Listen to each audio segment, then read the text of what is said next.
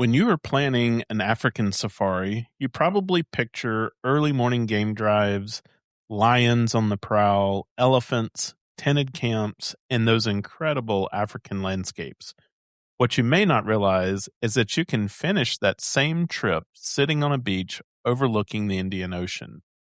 And after a week or more of early mornings and game drives, adding 4 or 5 days at the beach can be a great way to slow down before heading home. We've now done that in two different destinations: Zanzibar, which you've probably heard of, and Diani Beach on the coast of Kenya, which you may not have. We've stayed at both, and they're very different experiences. So today, we're going to introduce you to Diani Beach, compare it with Zanzibar, and talk about why you may want to add a beach stay at the end of your safari in the first place.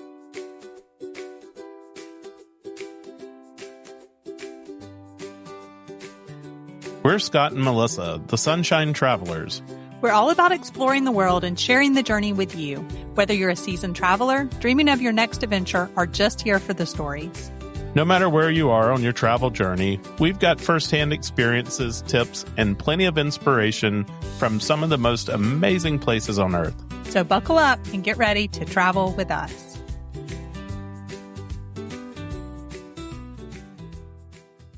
Melissa, I think we should start with the question of why add a beach destination to a safari? And that's because there are a lot of people who don't even realize that this is an option. When someone starts dreaming about an African safari, they're understandably focused on the safari itself. Where are we going to go to see lions? Where can we see the elephants? Are we going to get to see the big five? And should we go to Kenya, Tanzania, Mozambique? What kind of camp should we stay in? And beach just usually isn't part of that initial conversation about a safari.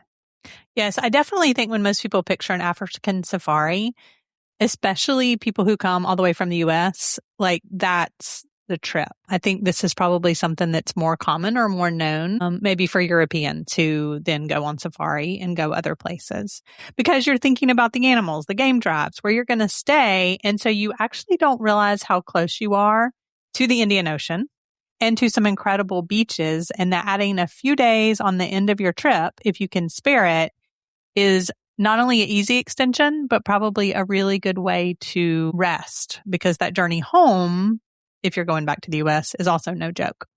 So again, when you look at the map and you're on safari in Kenya and Tanzania, you are literally not that far from the Indian Ocean and some really beautiful beach destinations.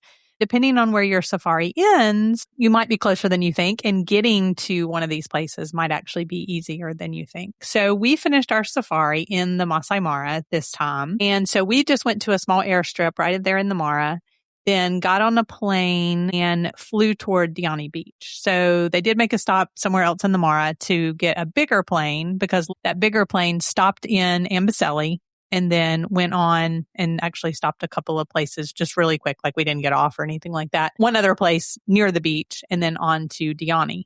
So this also works really well if you are finishing your safari in Epsiode, if you're doing it in Kenya, because there's a plane that comes there. So we had a few people get on in Epsiode as well. So that is really an easy and pretty incredible transition. So in the morning, you're doing a game drive, you're in the Mara, and then later that day, you are by the beach.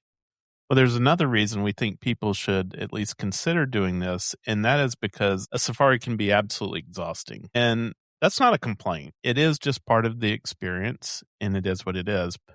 But you're getting up before the sunrise, because that's when the animals are most active.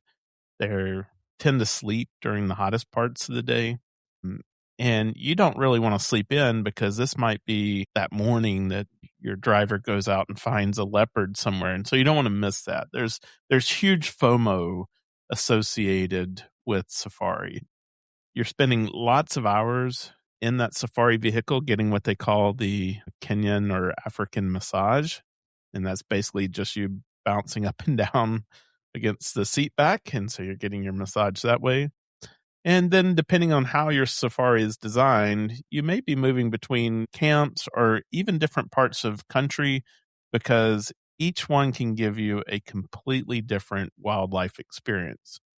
So by the end of a great safari, you've most likely had an absolutely amazing vacation, but you may not be rested from it.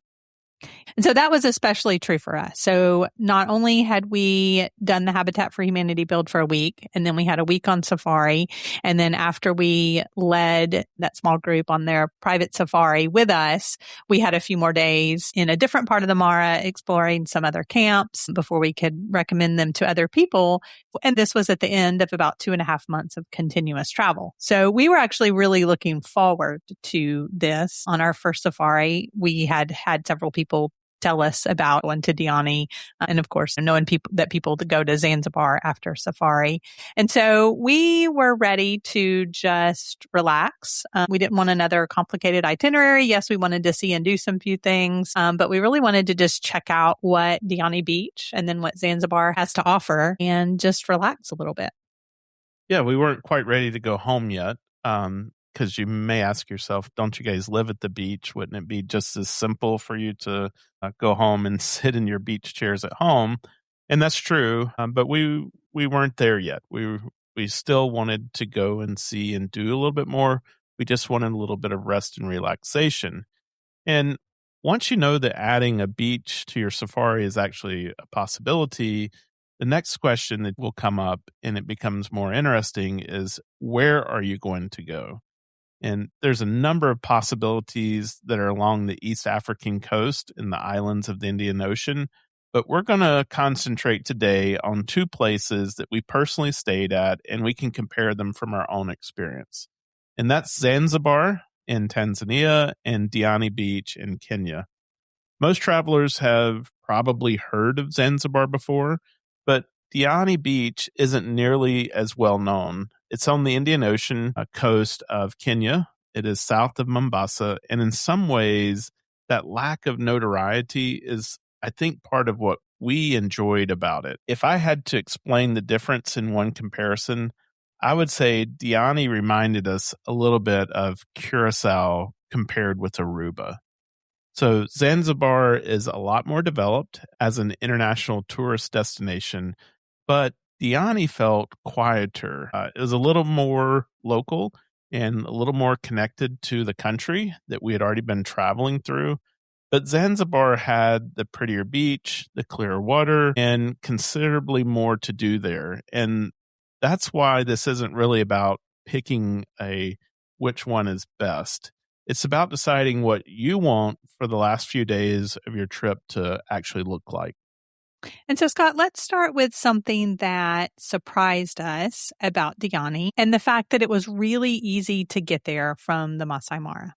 So like I mentioned, we flew out of the small airstrip and then connected through another place in the Mara, connected through Epsiode, and then on to Diani Beach. Now, it's interesting here because this is not like, it's just so different. We never got off the plane. So people would get on and off, and because they're just little small airstrips. So, but it was super easy. And we didn't really know like how many places it was going to stop. And so we just said, okay, like tell us when we get there, which I think it was actually the last stop. So everybody else got off there.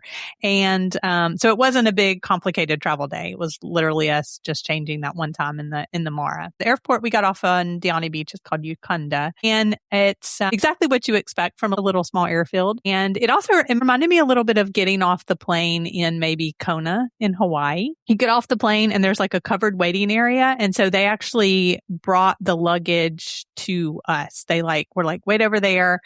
They got the luggage off the plane and brought it to us. And we found out that this is really common. And it's just something that's included. Like, I think you tipped them a little bit, but it wasn't like you could go do it yourself. We found this to be kind of the same thing in Zanzibar. And they actually also they walked us out to the vehicle as well, which I think it's best if you kind of pre-book something. You had booked an Uber as well. And so that was they kind of had it set up for that and wanted to know where our car was and stuff like that. And then most of the hotels are going to be really close from that Ukunda airport.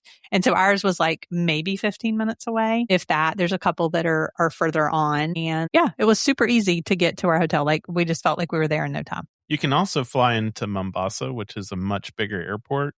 But then you're looking at roughly an hour to an hour and a half drive to Diani, depending on the traffic and where you're staying. And I don't know that you can fly into Mombasa straight from the Mara. So you probably would have to fly like to Nairobi and then go to Mombasa. So it was just so much easier to take those smaller planes. We flew on Safari Link and go into Diani Beach. It was nice because we didn't need another visa. With Diani, you're still in Kenya, and that's where we had been on our safari and doing the habitat build. So the visa part was already taken care of. But if you're going to go to Zanzibar from a Kenya safari, that's going to require a couple of extra things. One, you have to get an additional Tanzania visa. Now, if you're doing a safari in Tanzania, you'll already have this. And some people may say that's why Zanzibar is a popular choice for this. For us, we tend to like to do our safaris on the Kenya side.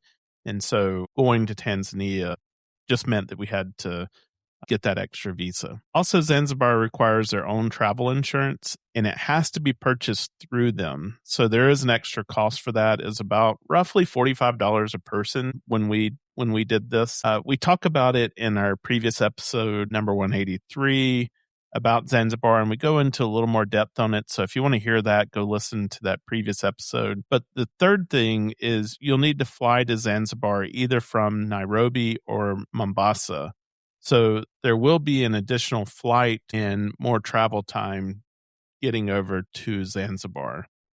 But from Kenya, Zanzibar really feels like you're adding another destination on, and you may enjoy that. If you like adding new destinations, if maybe you've done Kenya and you want to check off Tanzania as well, Zanzibar is a way to do that. Again, neither one is better, and it depends on really what you are looking for.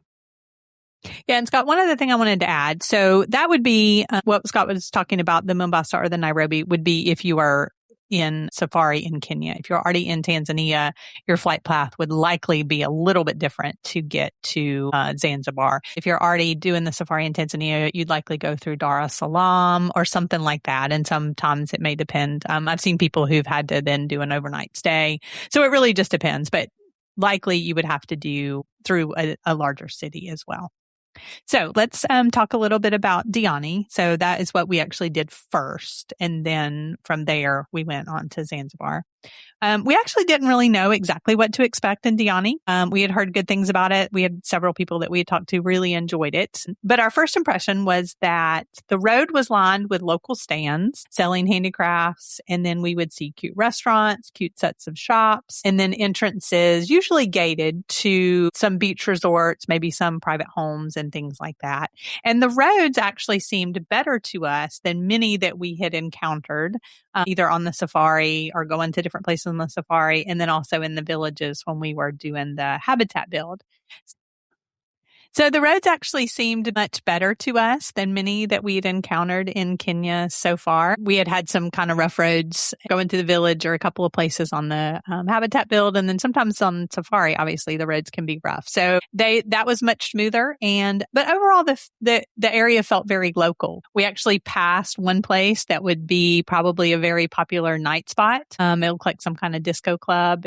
When we would pass by it, it wasn't like it was open. I think it may have been a restaurant, but it definitely looked like it would light up and have lots of activity at night. So it also didn't feel like that we had suddenly entered a large international resort destination. And so I think that's part of what we liked about it. It still felt very much like Kenya. It was neat to see, I think, a lot of the handicraft places. I mean, there was all kinds of things like furniture being made and things being woven and things like that. So that was very neat too. We stayed at a hotel called the 11 Pearl Boutique Hotel and Spa. And I want to set expectations correctly because this isn't some big glamorous luxury resort. It only has about 20 rooms, and all but 3 of those have an ocean view. There is a pool there. They have a full service spa, a restaurant, and a beachfront area with sunbeds underneath these tiki style umbrellas. I describe 11 Pearl as being more comfortable rather than luxurious. It was nice and clean. The staff was very nice.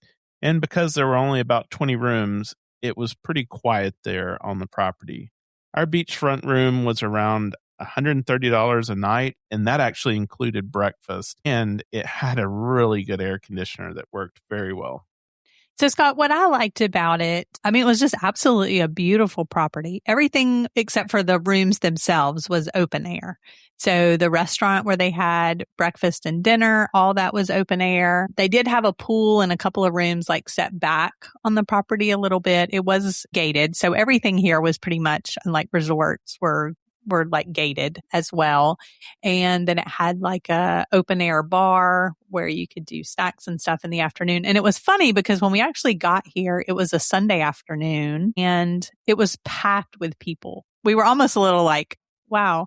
But people had come, they were having like some kind of big like Sunday afternoon barbecue type of a thing. You could tell it was very popular for the locals, but a lot of expat locals, I think, too. And we had heard that that's true of Diani Beach, that there's a lot of expats from a lot of different places who live in the area. But we got checked into the room and got our stuff in the room, and it was very nice. Great, like Scott mentions, great air conditioner. And it was interesting. It was almost set up like some of the safari tents where the bed is there, there's a desk, and then the bathroom shelves and toilet sink, all that is kind of like behind the bed. That seems to be real common. So it was kind of set up like kind of like a safari tent would be, but it was like a building. And we did have a partial view of the ocean, and it had a place where you could sit outside. And so that first afternoon, we also joined kind of the crowd and found a place to sit and got snacks and stuff like that. But overall, the staff was fantastic. The food was actually really, really good. Everything was a la carte. I fell in love with their samosas, their beef samosas, and they had really good house-made chips as well. And the other thing that I like too is that I always felt like no matter what somebody's like quote unquote job was, they were always willing to help you. So if they saw you, for example, walking toward the chairs, if they were a landscape person or the security guard or a waiter, they would go grab towels and then set them up on the chair for you. It didn't really matter. It wasn't like this person is the pool person or whatever. And so overall, I really enjoyed it. It was like just a very small boutique, small property where the staff was really, really excellent. Yeah, I totally agree with that. 11 Pearl Boutique is a pretty big contrast with where we're going to talk about next, which is where we stayed in Zanzibar. Once again, I'll just point you back to the previous episode. If you want to listen to Zanzibar in detail, go back and listen to that. But in Zanzibar, we stayed at the Marriott Turiko Resort in Nungwi Beach. And Turiko has about 100 rooms in it, I think 97 to be exact. But compared with the 20 at 11 Pearl, it was much larger and probably a little bit more of a polished resort experience. It's managed and run by Marriott, so they've got their brand that they're going to be infusing into the resort experience. And Scott, I would say too, just so that boutique hotel, one of the people at the desk or somebody I had talked to had said that it was a French couple who owns the 11 Pearl Boutique. And they had done a really nice job with like the branding, like the fabric that it was on like all the chairs and then on their uniforms and things like that. It felt very, I don't know, like luxury French brand without having like a branding on it, like the pattern and the colors and things like that. So they had done a really good job, I felt like, of making it feel like a boutique resort. And it was owned by a couple instead of being a corporate hotel. Yeah, and depending on the client, I wouldn't have any problem recommending the 11 Pearl. If someone wants something to be a little more upscale in Diani, there are a couple of other choices that we can recommend. We did visit the Sands at Nomad, which would probably be a step higher. It was very close to 11 Pearl, and you were close to other restaurants. So if you wanted to leave the resort and go eat at other places, you could. We did that once and went to the famous cave restaurant. It's actually inside a cave. It looked like the inside of maybe a cenote, if you're familiar with one of those, but it was really cool experience. You do have to make reservations in advance because during the busy season, it's hard to get into this restaurant. Then we also went to another property called, I'm going to say Chale. Maybe it's Kaylee or something like that, but I'm just going to say it's Chale Island.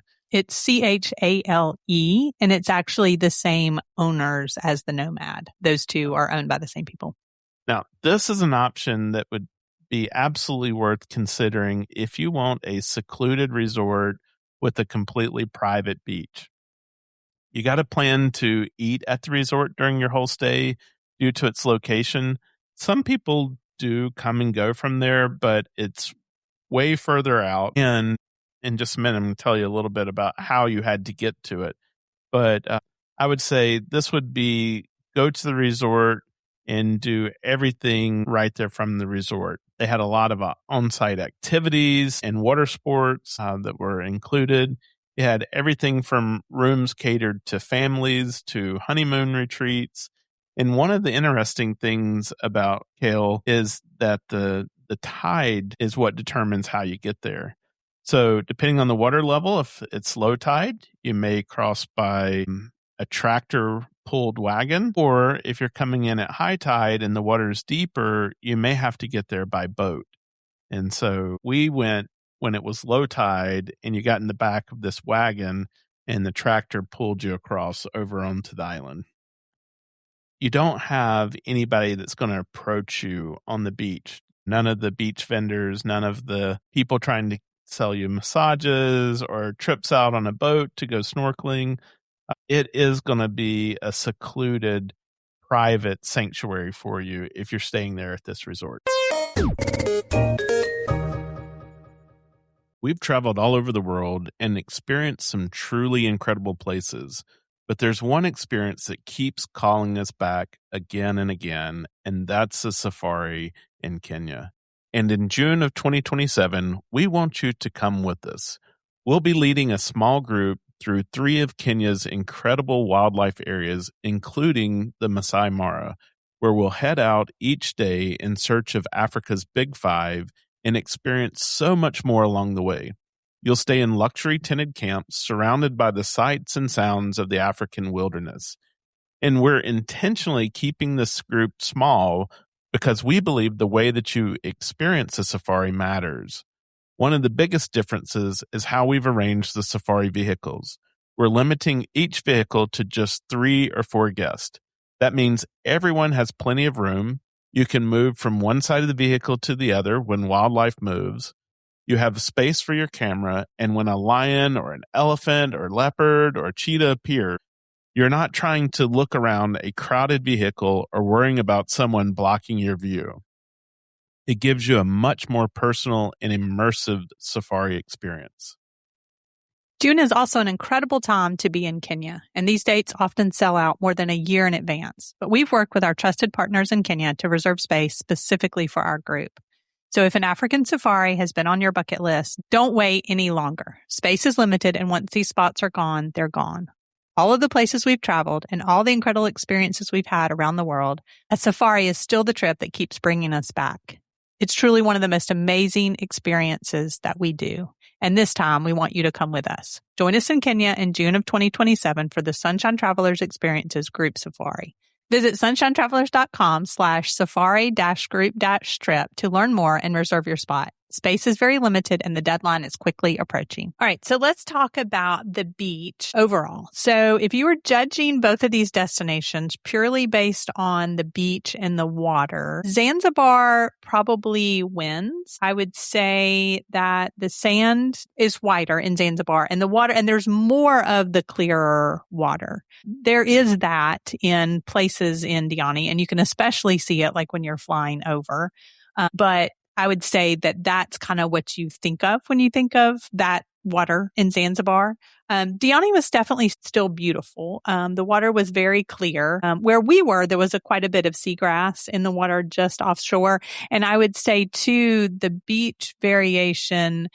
So, well, I guess we'll talk about this for Zanzibar. It would definitely come up. So you could go out to the beach at low tide, but then it would come way up on the seawall. And so just where we were in Diani, and it's going to be different, like as the tides change and exactly where you are, but the beach would be much, much wider. And there was really only, I think, one place, Scott, where people would really go out to snorkel, and they would have to take you out there by boat, but it had to be done at low tide for the sandbar. And we're going to talk about activities and stuff like that in a second. But if you want that classic white sand, clear blue water, you're probably going to want to choose Zanzibar. I think this is where the comparison gets interesting, though, is we really enjoyed sitting by the beach at both places. And because 11 Pearl was so much smaller, it was considerably more quiet. And that could have been just that one family in Zanzibar. They had lots of beach chairs, so we never had a problem at either place finding a beach chair right by the ocean. So that was one good thing. I think Zanzibar does have the better beach, but if what you want is quiet for relaxation, I think Diani makes a really strong argument in their direction. Yeah, there were a lot more like empty chairs. I felt like they were a lot more spread out too. But what you do need to know about both of these is they are going to be like on the resort. So they're not going to be like taking chairs out to the sand. I mean, yes, they had sand up on the resort on Zanzibar in order to be kind of secluded away from the beach. But I definitely think that I enjoyed that experience in having the quieter and whatever in Diani more.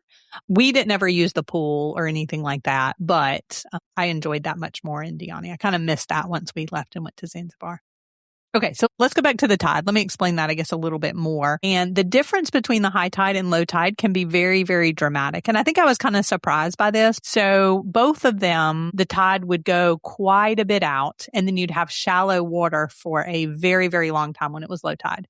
So at Diani, that would be the time that if you wanted to go out and do the snorkel and do the boat trips to where they would take you to snorkel, it was always done at low tide because they would take you to this sandbar, which you could actually see from our resort, from the 11 Pearl. You could actually see it from the Nobad. So it wouldn't be a very far boat ride, but that was the time of the day that they did that.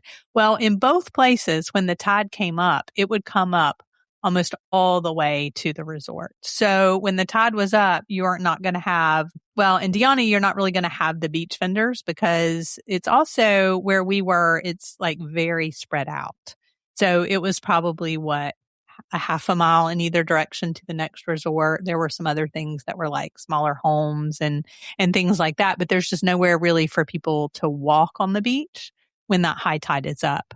In Zanzibar, they would then be allowed to walk along the wall. They had a seawall there at that resort, but it would come, I mean, it would be very deep. What would you say? Probably 10 or 12 feet deep there if you like jumped right into the water off that seawall.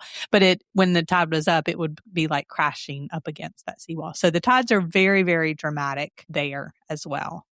So what we would say, if you like to take long walks down the beach, etc., you do have to pay very close attention to the tides because you would end up like up by the resorts or you'd have to come back along the road, for example. But you do have to pay very close attention. And it was funny because the locals would say, oh, well, it'll be high tide then. And like they would base what they would do and their beach vending and things like that off of the tide.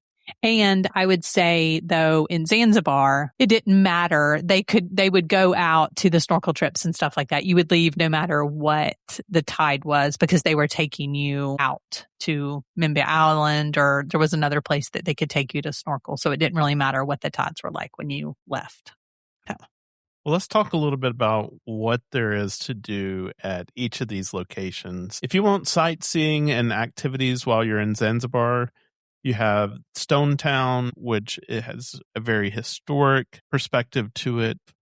That's where we also talked about it being the home of Freddie Mercury. There are spice farms there. There's the Jozani Forest, where the red colobus monkeys are. And there's lots of snorkeling and boating trips that you can take. The island in and of itself just has a lot of history and culture on the island. And one of our regrets from our time in Zanzibar is that we didn't spend time in Stone Town and doing the spice farm tours and going down to that Jozani forest. But by the time we had arrived, we were exhausted, and where we had stayed up in Nungwi Beach was about an hour and a half from Stone Town. Zanzibar is also much larger, and you'll need to book transportation either through your resort or through a tour operator. There's one thing that we found very funny is that to go from the airport up to Nungwi Beach, which was about an hour and a half, cost us $60 one way. And then one day we had booked this little private dhow boat tour. It was about a 5-10 minute drive, and that cost us $20 using the same operator. So I don't know how they price things out, but it seems like it was very consistent, like they do with their beaded jewelry and stuff like that. So I think Zanzibar really became our place to recover rather than another place to explore, except for that snorkeling trip that we did. And I think if we did it again, we'd plan it differently. We'd add a couple of nights and divide that trip between Stone Town and those beaches where we stayed in Nungwi. And if you want to hear more about our trip to Zanzibar, listen to that previous episode. So Diani has a lot of activities too. Some of the biggest ones, if you're at the beach, are going to be the snorkeling around that sandbar at low tide that I talked about. But they did have a lot of water sports that we saw that we didn't see in Zanzibar. They may have it in some places in Zanzibar, but that seemed to be a big option for a lot of people. You could do kite surfing. There were kite surfing lessons, paddle boards and kayaks and different things like that. Our resort didn't have those like included. The other resorts we mentioned had non-motorized water sports included. There was like an activities desk where I think they could help you book some of that stuff if you wanted to do that as well. So, and then you could also do some things out from the resort and out from the area. There was like a wildlife preserve nearby where you could go see some safari type animals. You could also go to Mombasa for a city tour. Our Uber driver had actually said that that was a great thing to do if you wanted to see cities and do things in cities. He was like, that's actually a really good tour. And on our first morning, one of the guys that helps book the tours from the resort came around and kind of let us know what they offered and if we were interested, that they of course recommended that you book it from them. Same thing in Zanzibar or through your tour operator if you've like kind of pre-booked stuff. So, but we had said, okay, we'll just decide when we get to Diani. We of course didn't bring snorkel gear either, but for here, it really seemed like to really see anything, you would have to go out to that sandbar. So there were quite a few things to do. And I think maybe for more local people, or if you're coming from close by, like you could kind of do the whole thing in one, all the ocean activities, and you could go see some wildlife if you wanted to. Obviously, if you've already been on safari, that probably wouldn't be of interest. Well, one thing that I can say that Diani Beach and Zanzibar have in common is the beach vendors. And Melissa briefly mentioned that earlier. So let's talk a little bit more about those beach vendors. When you're sitting at the hotel property, they're generally not going to bother you because both the resorts in Diani and on Zanzibar have resort security.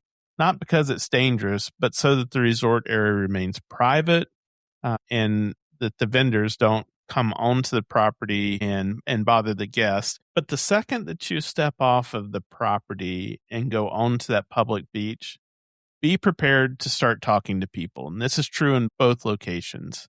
Some of them are going to want to sell you handicrafts. Some of them have the beaded jewelry.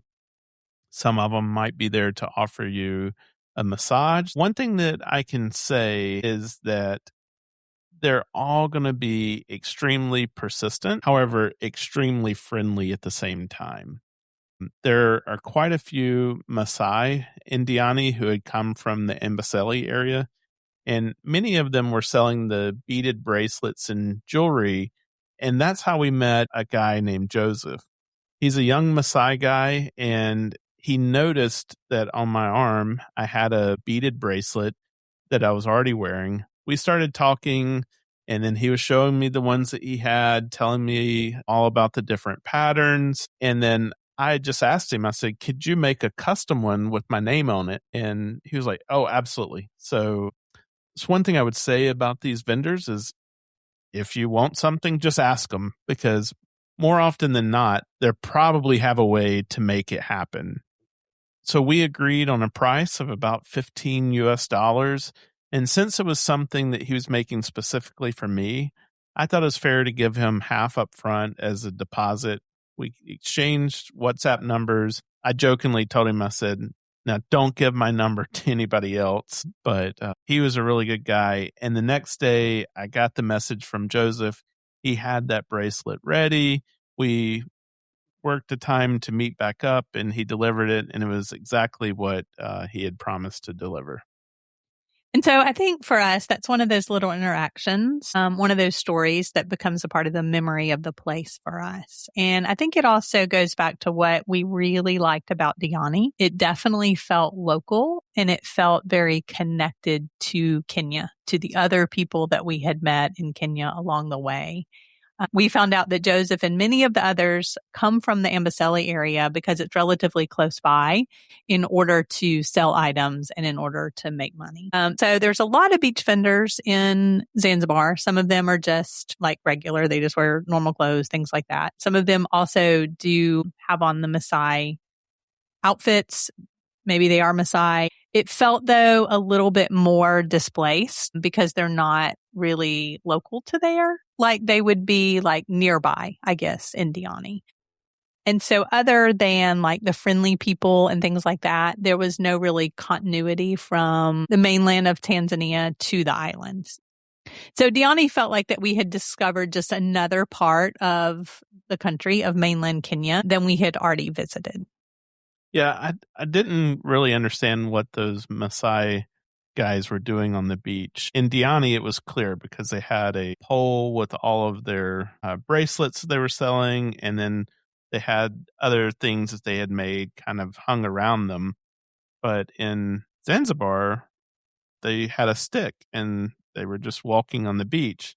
So I didn't know if like they were like you can have your picture made with us type thing and offering that. Maybe underneath their robe they had stuff they were selling, but it wasn't obvious to me. So I didn't quite understand all of the Maasai people that were walking on the beach in Zanzibar. Let's talk a little bit more about if you do decide to leave the resort. I would say getting around in Diani was very easy. The activities guy at the 11 Pearl in Diani had given us some advice, and he told us that if we wanted to take one of the tuk-tuks to the shops or nearby restaurants, he said, this is what the fare should be. He said some of them might try to charge you more than that and don't agree to that. And that's why he said, let us call you one from the hotel. We'll call you one we know that is reputable and won't try to overcharge you. But you can go out to the street and hail one on the street if you wanted to. He did say that he would recommend using the tuk-tuk service during the day, but if you were going to go out at night, he would recommend that we took an Uber. So it was really some good advice that he offered along with the different excursions that they offered from the hotel. Let's talk about the roads in Diani and Zanzibar. I would say that the roads in Diani were generally a lot better. And after spending 2.5 weeks in Kenya bouncing around dirt roads, it was nice to get to Diani there and have a little bit better roads. Now, I will say the closer we got to that Kale Island, the roads did get worse out there. But just around Diani, they were really good. But in Zanzibar, I felt like the roads were really rough all over the whole island. They told us that it was because they were doing lots of road work and repair, getting ready for a big event. But I've got a feeling that those roads are just always going to be horrible there, no matter how much work that they do. Because even when we noticed this in parts of Kenya as well, sometimes when they would build a new road, people would drive around the new road because it was so bad. And they would just drive off to the side of the road and create another alternate road. So let's talk about the food in Diani and the food in Zanzibar. And because I think that was another difference between the two properties that we stayed at. So at 11 Pearl, our breakfast, like Scott mentioned at the beginning, was included. And it was like a buffet style. And then you could order eggs, cooked to order, like an omelet or just scrambled eggs. And then the lunch and dinner and snack menus were all a la carte. And you just ordered off the menu. So it was what they call a plated meal. So we could have done an all-inclusive package, but we opted just to stick with the breakfast and then just order what we wanted when we wanted it. We just felt like that was the better option for us. At Turco in Zanzibar, both the breakfast and the dinner was buffet style, but it did have a lot of options. We had breakfast included with the room. And then they offered a couple of different options. You could do a half board, a full board, and an all-inclusive. So for those of you who don't know, because this is common, I don't know, I feel like you see this common like international terms. So half board means that breakfast and dinner are included. Full board means breakfast, lunch, and dinner. And here it did not include alcohol. And then they had an all-inclusive package that was breakfast, lunch, and dinner, snacks anytime you wanted, all your alcohol. But I felt like the price of that, like you'd have to eat a ton and drink a ton in order to make that work. So because it was a larger resort and it had those buffets, that's not really our preference. It is what it is. We don't necessarily love them. They did do a good job of having like some pretty good options. And so it kind of just depends. In Zanzibar, we just felt more comfortable in the evenings just staying inside the resort and having the dinner there. And after we kind of drove in, that was when we had to make the decision if we were going to do one of the boarding options or just kind of do it on our own. And then in Diani, we actually felt more comfortable finding a restaurant outside the resort if we wanted to. We only ended up doing that once because the food there was so good. And it was also because we did have one of the recommendations that we wanted to do that cave restaurant as well. Well, let's talk a little bit about the price between the two destinations. And I'll start with accommodations. Earlier, I shared that our beachfront room at 11 Pearl was $130 a night. That included breakfast. And so for 4 nights, our accommodation was $532. We found Diani considerably less expensive, but of course, this is also going to depend on where you choose to stay. There will be nice and inexpensive places in both Diani and Zanzibar. And then there's going to be some that cost more, even in Diani, like the Nomad or Chell Island. In Zanzibar, most things I found where we would want to stay ran from about $200 a night to over $300 a night. And since we were booking 8 nights, that really adds up in the cost. And so we ended up using our Marriott points that we had in our account.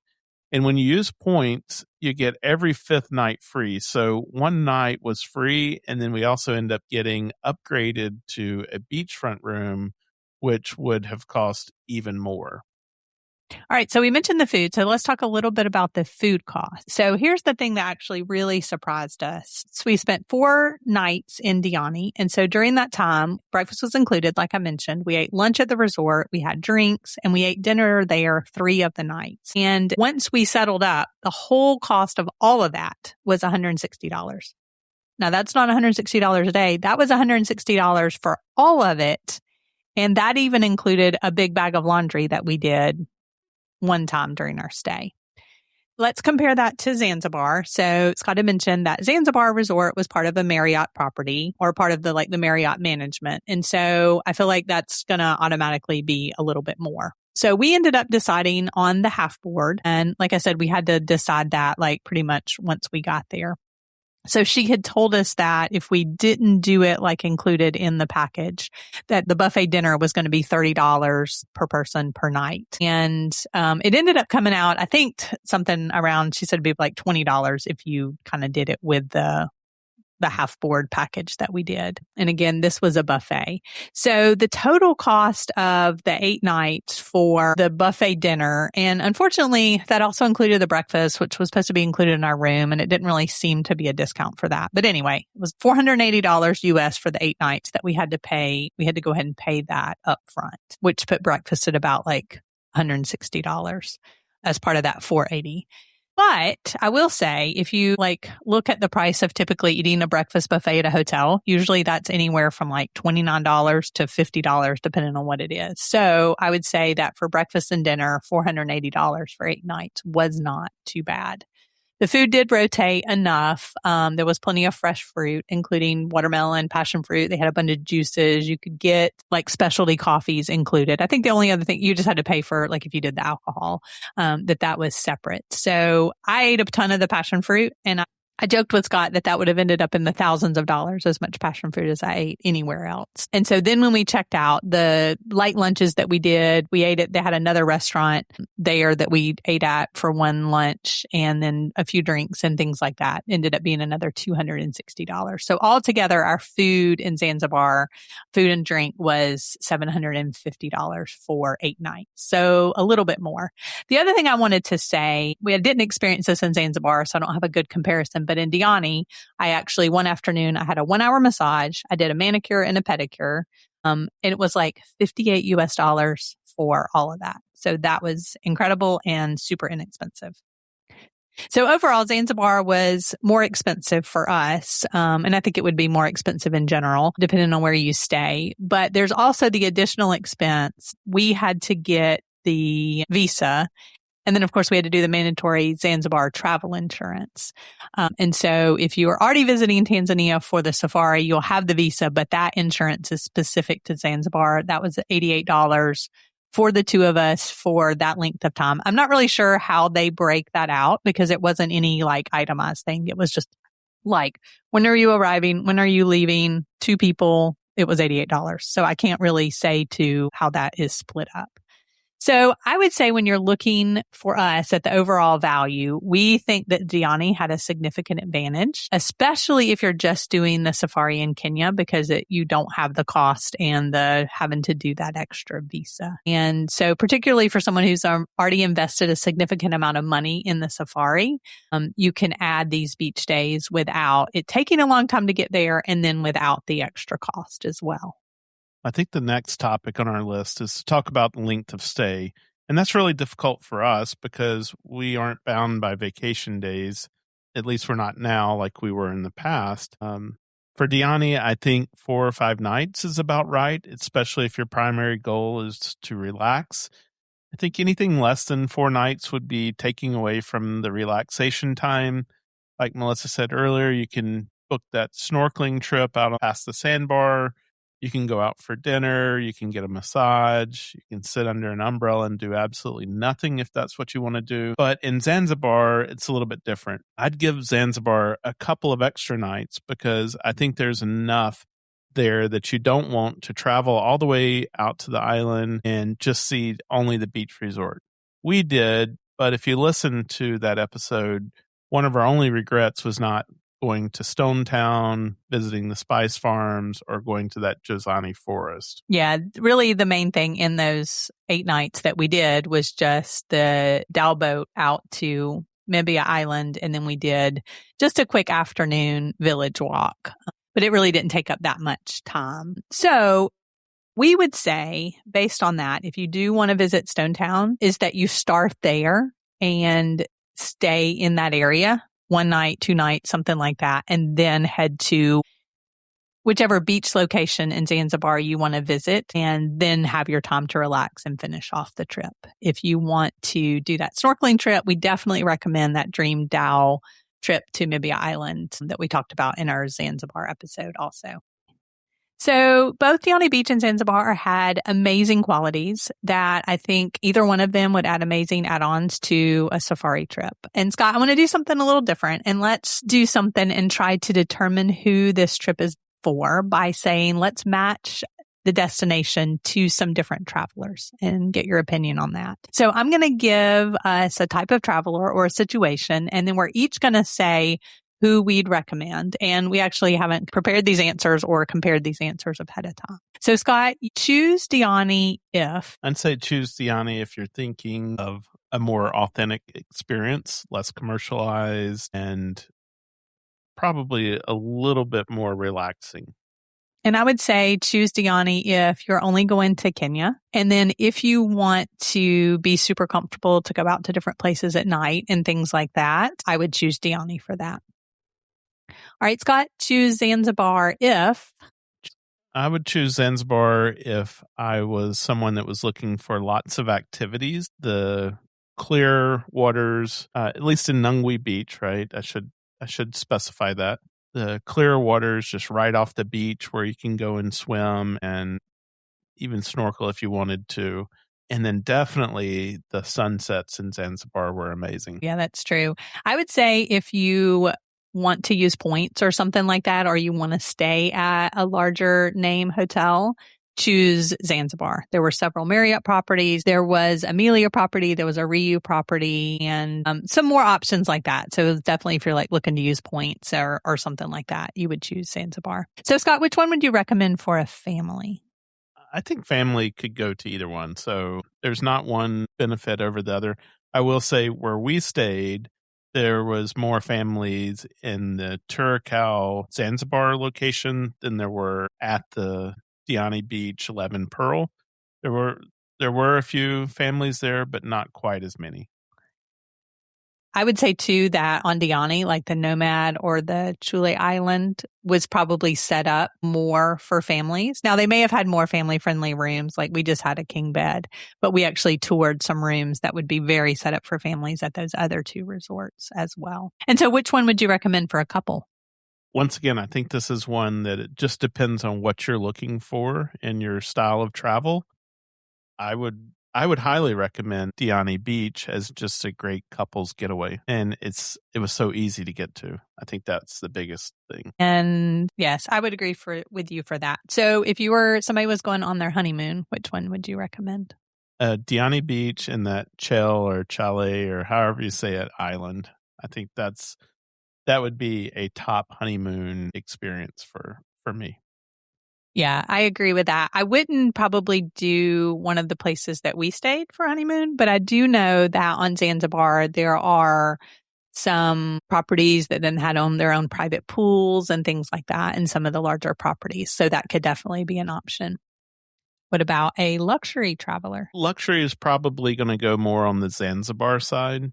I think you have more luxury options there. There are some in Diani Beach, and we could definitely point you towards those, but Zanzibar is going to have a much bigger choice. And like I said, it's more of that commercialized resort style property. And you've probably guessed this based on some of our answers. What about someone who's more budget conscious? Yeah, Diani Beach. I think the price comparison that we did really speaks to that. Now, I imagine that you can find very price comparative options in each of them. But when we were doing our research on Zanzibar, I think Melissa mentioned this, is that like it started around $200 a night, which was already almost double what we paid in Diani. I will say that there are like Airbnb type options or home rentals in both of the places. But I also would say that probably just your travel alone or your transportation alone. Can I talk about that real quick? I would be very careful in doing an Airbnb in Zanzibar because we saw what looked like Airbnbs and they were right in the middle of the village. And don't get me wrong, the people are nice and friendly, but I think that would be intimidating to try to do an Airbnb because you have no idea what's around you. Yeah. And then just doing grocery shopping and knowing if the food is prepared in a way with water and things like that, it would be safe for you to eat as well. So definitely you'd want to, take recommendations for somebody for that. But what I was going to say is the transportation alone on Zanzibar, getting from one place to the other is going to be a lot higher cost. And then you have that insurance as well that you have to think about. So Scott, what would you recommend for somebody making their first trip to Africa? Actually, I believe either one of these could be fine for first trip to Africa. I think the Diani Beach is a good option just because it was so close to that Ukunda airstrip. And so you're used to what you've been doing on safari. It doesn't feel different. And then you're just going to do that quick drive to the resort and get your vacation started. So I think that might slightly edge out Zanzibar, but there's nothing shockingly different between the two that I would say one's better than the other.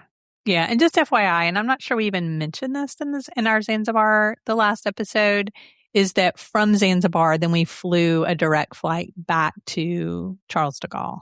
So it also could depend on where else you're coming from. Zanzibar could be done like completely not related to a safari. I mean, obviously so can Diani Beach, but a lot of people who were at the Zanzibar, some people you could tell they were coming from safari, right? Because they still had safari clothes and things like that. And then some people literally were coming for the beach. So there is the international airport there. I can't say that I checked though, Mombasa, like where all you can fly in Mombasa. I'm sure that it's lots of places. And so here's probably the most important scenario. You are giving advice to somebody who they are just finishing a 10-day safari. They've had an incredible time. They've been getting up before sunrise, spending hours on game drives, moving between camps, and that they're going to be tired. They have 4 nights before they need to start heading home. Which one of these two are you sending them to? Well, I hate answering that. Depends, but where are they coming from? So that's what we're going to look at first. And how easy is it for them to get there? I believe that Zanzibar is going to be more difficult to reach no matter where you're coming from. So I'm just going to say Diani, just because of that ease of getting there and getting started on your rest and relaxation. Yeah, and I would agree with that too. I think overall for me that I enjoyed that more. But you are talking to two people who would pick Curacao over Aruba any day of the year as well. So I think maybe one of the biggest takeaways from this episode is that you don't have to decide between doing an African safari and doing an Indian Ocean beach vacation. You can actually do both. And if you didn't know that, hopefully that's something that you learned from our episode today. So when you're planning that dream safari and you're looking at the itinerary, don't automatically assume that the last safari camp needs to be followed by a flight home. Ask yourself one more question. What if we went to the beach first? Maybe that's Zanzibar. The beaches were prettier based on our experience. The water was clearer. And there are enough things to do that it can become another destination within that trip. Or maybe it's Diani. It's easy to reach from the safari areas of Kenya. It's quieter, it's considerably less expensive, and it gives you the opportunity to experience another side of Kenya that many international travelers don't know much about. And maybe you don't want another destination at all. Maybe what you really need after a week or 10 days on safari is 4 days with nowhere you need to be. It's not simply about where you can go. It's about how you want the trip to feel. So before you book that flight home after your safari, ask yourself first whether you're actually ready to go home yet or not. Well, that's it for today's episode. Wherever you're listening from, we hope we've added a little spark to your travel dreams today. If you've been enjoying the show, a 5-star review on your favorite podcast platform goes a long way. It helps new listeners join our Sunshine Travelers family. Be sure to follow or subscribe so you never miss an episode. And join us on Instagram or Facebook at Sunshine Travelers Podcast. Remember, that's Travelers with one L. And if the stories, tips, and adventures we share bring a little sunshine to your week, you can even buy us a cup of coffee now. You'll find the link in the show notes. And of course, share this episode with a friend. Adventure is always better together.